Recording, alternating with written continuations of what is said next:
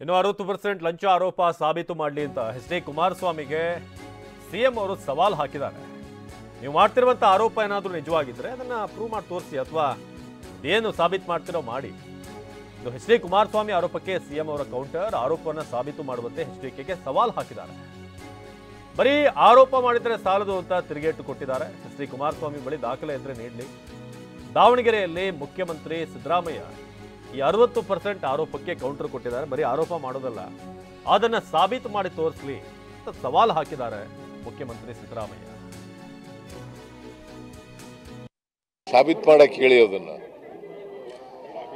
ಸಾಬೀತು ಮಾಡಕ್ಕೆ ಹೇಳಿ. 60%